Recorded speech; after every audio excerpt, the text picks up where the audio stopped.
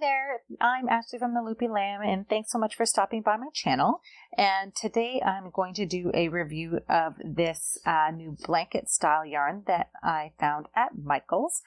It's a Loops and Threads branded yarn, so that's the Michael's brand, and it's called Sweet Snuggles Stripes. Now, I absolutely love to use blanket yarn for blankets and amigurumi.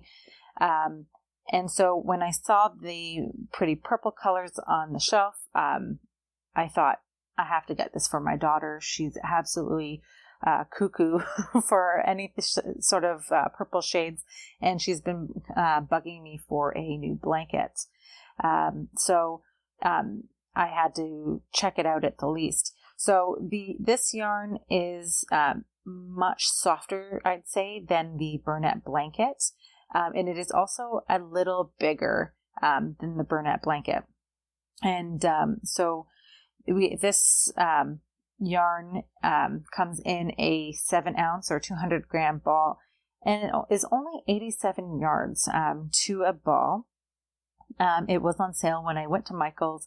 I think it retailed normally for $11.99, but I got it on sale for $5.99. So I wasn't, I didn't hesitate to pick it up at $5.99, and that's Canadian. And I picked up 4 balls, because I figured I could figure out something with 4 balls. So this is a size 7 jumbo yarn. Its recommended hook size is an 11.5. And it says it's machine washable, dry flat, don't iron, and don't bleach. Let me see. It says that for the pattern on the front, which is knit, that it used 3 balls. So that was part of why I picked up 4, because I figured I could whip up something relatively quick and easy for my daughter with 4. And I was using a 12 millimeter hook. The one thing that I really liked about this yarn, more so than the Burnett blanket, was the joining.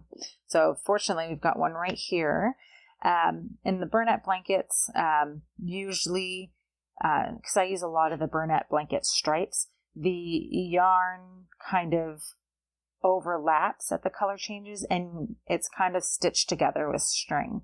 Not always the prettiest, so I end up cutting it anyways and having to weave in the end. That's not a deal breaker for me, but I know that it is for some. So when I saw this really nice, clean color change, I was like, wow, this is really great. I was really excited. Like I said, just threw it in my buggy, threw 4 of them in, and brought it home. So now on to my sample.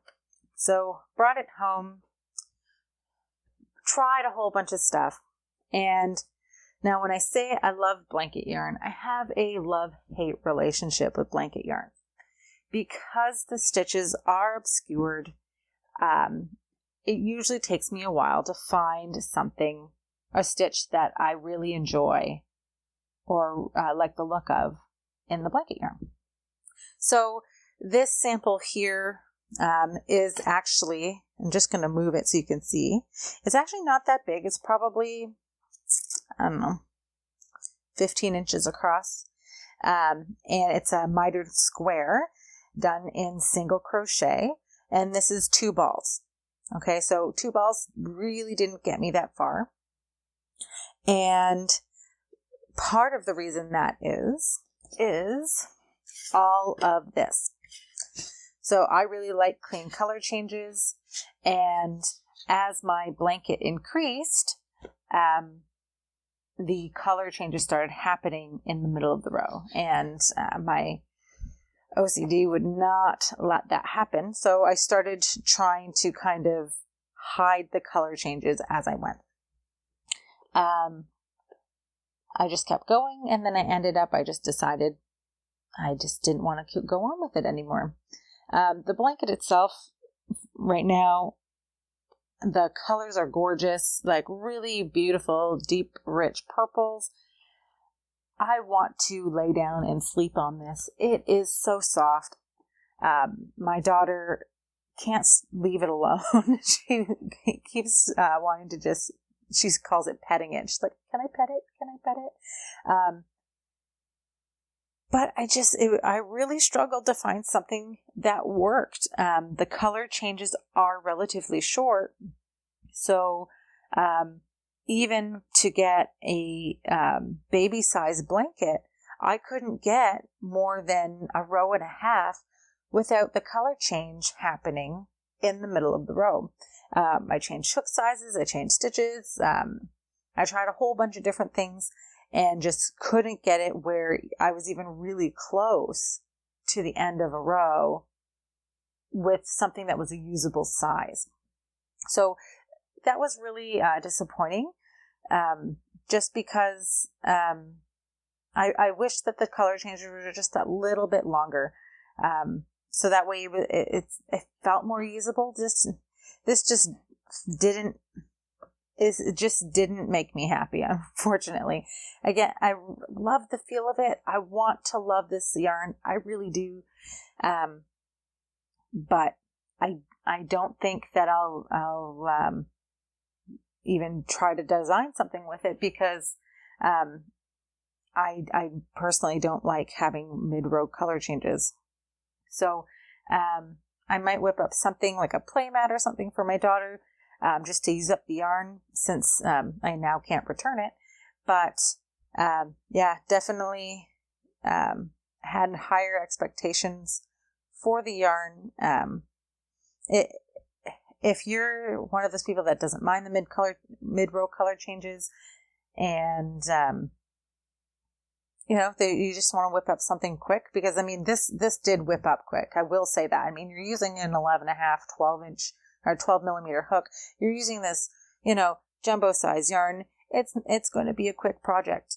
But again, you have to be prepared for those mid-row color changes, unless you're able to find something that works with the yarn and doesn't get obscured by it.